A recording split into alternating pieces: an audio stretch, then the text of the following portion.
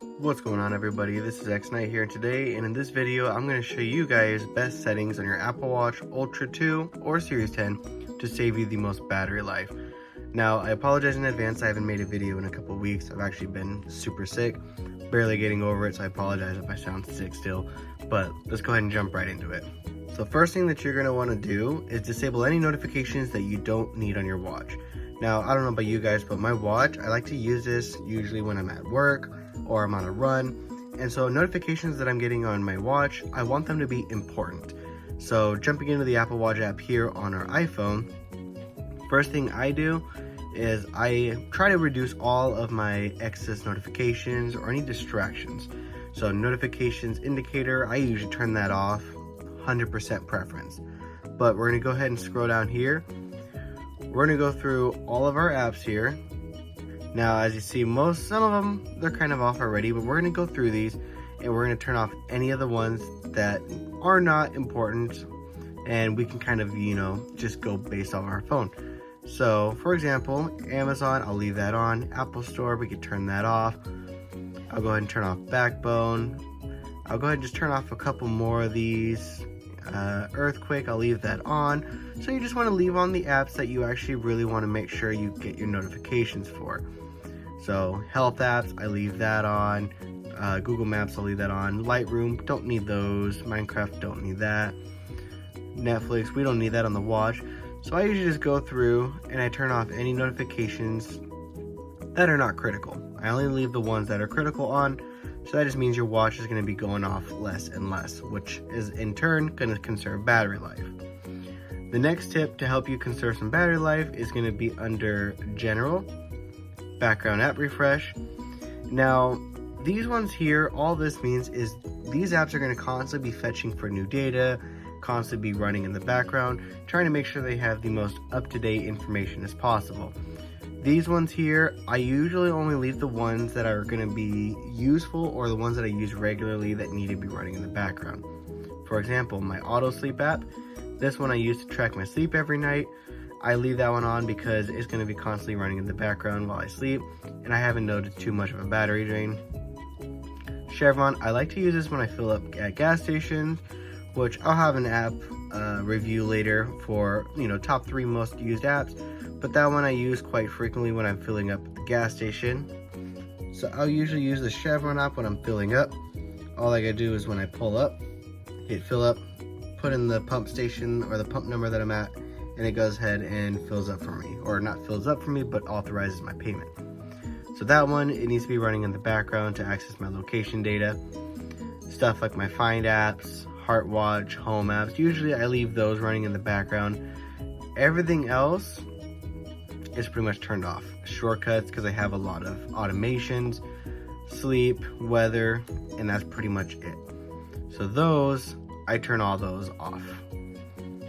The next thing that you guys are going to want to do, now this is kind of personal preference, but usually what I like to do is I always like to have my always on display on, especially when I'm working. I like to be able to see it while I'm typing without having to completely, bring my wrist up to be able to look at the time. So I always leave my always on. You can turn that off if you really need to, stretch out your battery life just a little bit more, but I usually leave it on. Brightness, I turn that up max because I always have plenty of battery by the end of the day. So the next thing we're gonna go ahead and jump into is I'm not gonna say it, but this one right here, the command word for, our Apple Intelligence, our personal assistant. So on the Apple Watch, my listen for, I always turn that off because usually I have my phone with me. I could use my phone for that, or simple enough, I just hold the button down. So I turn off the hey command word, turn that off. Raise to speak, I turn that off and I leave it for the press digital crown because if I do need it, I'll just push a button. It's not too difficult. Now the last trick I'm going to go ahead and show you guys to help really conserve your battery life on the Apple Watch Ultra is to download anything that you need to constantly be accessing. So for example with that is music. Now I don't really use my Apple Watch for music. Whenever I'm working out, I always have my phone with me as well because typically I'm at a gym. I don't go on runs outside. Otherwise, what I would do is I would go ahead and install my favorite music directly on my Apple Watch so it doesn't have to use cellular data to constantly be fetching my music. Another example of this is maps. Now something I do have is I have my maps downloaded on my Apple Watch just in case. Okay, so the perfect example of that is for the Apple Maps. We're gonna go ahead and jump into Maps, click on Offline Maps, and here at the bottom you'll see Sync with Apple Watch. I always turn that on, and so my Apple Watch will always have my offline maps. So if I ever need to use my watch to navigate and my phone's dead, I'll have the data there already installed. I don't have to constantly be accessing the network for that. So those are just some of the things that I always do to my Apple Watch Ultra to help get just a little bit of extra battery life out. And if we actually jump into my battery settings, we can actually take a look here at how that's doing. There it is. So right now I'm at 72%. My battery health, I also turned off optimized charge limit just because I'm honestly never charging my watch that often. I only charge it when I jump in the shower, 10 minutes, and usually it gets up to about 90%, so I'm already controlling it that way. Maximum capacity is still at 100%.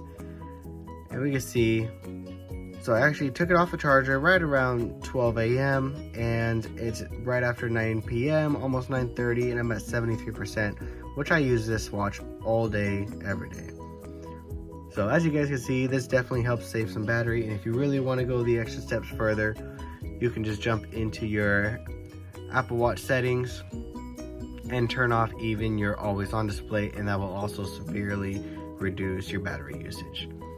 So thank you guys so much for watching. Don't forget to leave a like, comment, subscribe. If you guys have questions or if you guys want to see any other videos, make sure to leave a comment down below and I'll make sure to get every single one of you guys.